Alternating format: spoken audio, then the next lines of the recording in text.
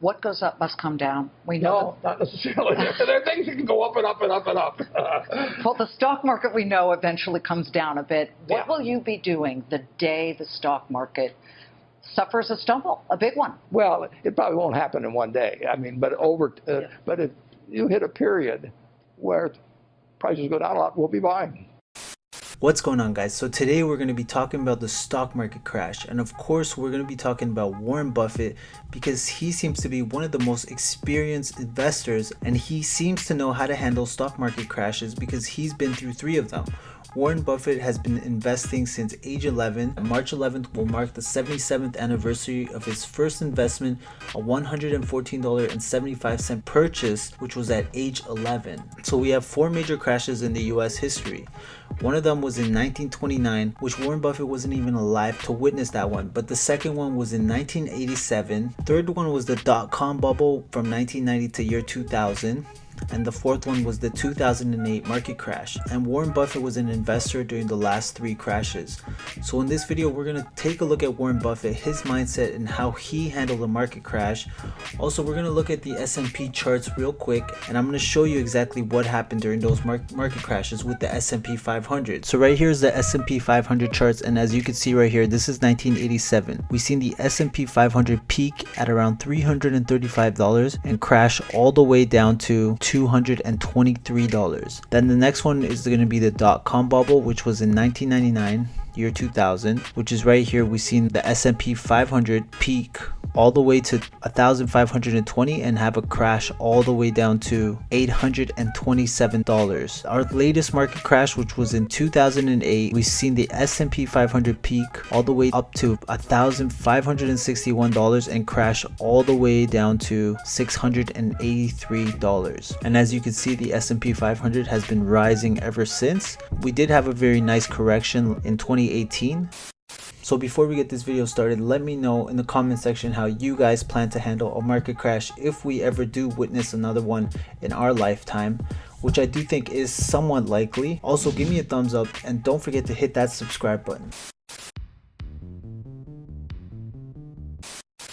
The worst day on Wall Street since the crash of The 1987. Dow traders are standing there watching in amazement, and I don't blame them. We're now down 43%. Almost everything there completely wiped out. And the NASDAQ, everything and more has been completely wiped out. Let's talk about the speed with which we are watching this market deteriorate. Can we get you to speak a little to Aaron? Yeah, 1 billion, 2 billion, 3 billion. You can imagine the American economy is an economic train moving down a track that has no ending.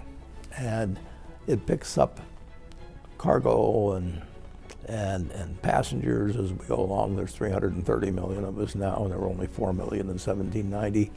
And our farms are incredibly more productive, and we have 75 million houses, and we had a few huts then, and we have great universities and all of these things. So we're just constantly moving more and more cargo and passengers along. And occasionally that train is going to get derailed. In 2008, you had something close to a bubble in home real estate. 50 million people had mortgages roughly at that time out of 75 million homeowners. When that bubble burst, it hit home to probably 40% of the households in the country, these people that had mortgages on their houses. And fear spread in the month of September 2008 at a rate that was like a tsunami. Who do you hold responsible for that? Bubbles are always hard to ascertain the originators of it. There really aren't any originators. Everybody got caught in. Some were foolish, some were crooked, some were both. But you had a mass illusion that it could go on forever. You had Wall Street firms participating, you had mortgage originators participating, but you had the public participating. And it was, you know, it was a lot of fun. I mean, it was like going to Cinderella, going to the party. I mean, it was all going to turn to mice and pumpkins at midnight, but nobody wanted to leave until 1 minute to midnight, and the rush for the door was couldn't be handled. What for you were the lessons you learned from 2008? I didn't really learn any new lessons in 2008 or 9. I had emphasized to me some of the things that I'd always believed, that you do need somebody who can say, we'll do whatever it takes.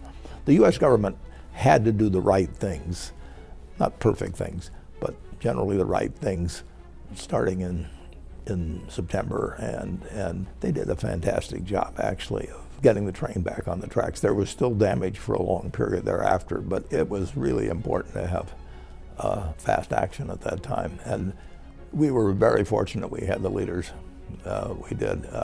If we'd had people who waited for all the information to be right, or for committees to work, or that sort of thing, it would have been far, far worse.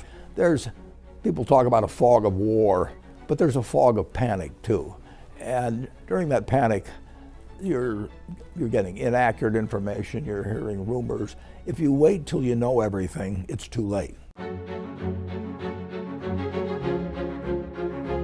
People today, 10 years later, they're still affected by the crisis, various people in different ways, but they're not as affected as they were in 2009 or 2010. Has that confidence come back? Yeah, but it comes back slowly. I can understand why people that lost their houses or lost their jobs or whatever may have happened to them feel that there must be somebody out there that was profiting from this, that did it doing some things that should send them to jail.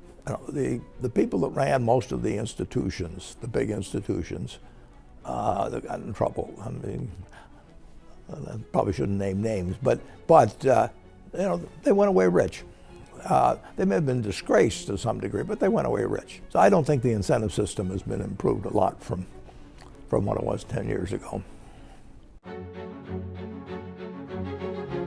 If I knew what the next crisis would look like, I could probably might be a little bit helpful in stopping it. But there will be other crises. There's no way of knowing when you're in a situation like we were in the fall of 2008 or 9, when or precisely how it will end. You know the United States will come back. The factories don't disappear, the farmland doesn't disappear, the skills of the people don't disappear.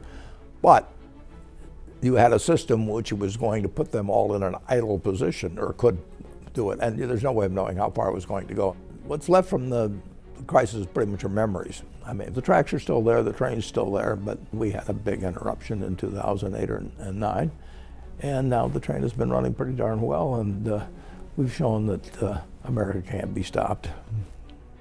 I think the president's action on steel probably had something to do with the timing of the decline, but I don't think it was the factor which determined the amount of the decline. For some time, stocks have been rising at rather rapid rates. Corporate earnings have not been rising. Dividends have not been increasing, and it's not to be unexpected that perhaps a correction of some of those unusual factors on the upside might occur on the downside.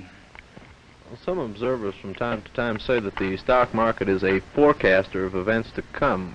Can you predict, or would you care to take a look at what you think this might be forecasting, the decline? The stock market has been a good forecaster from time to time in the past. It also has been a rather poor forecaster occasionally.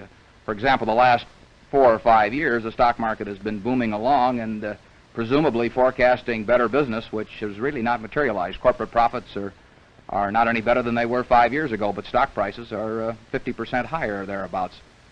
So maybe the stock market is really correcting a previous incorrect forecast this time rather than making a new correct one.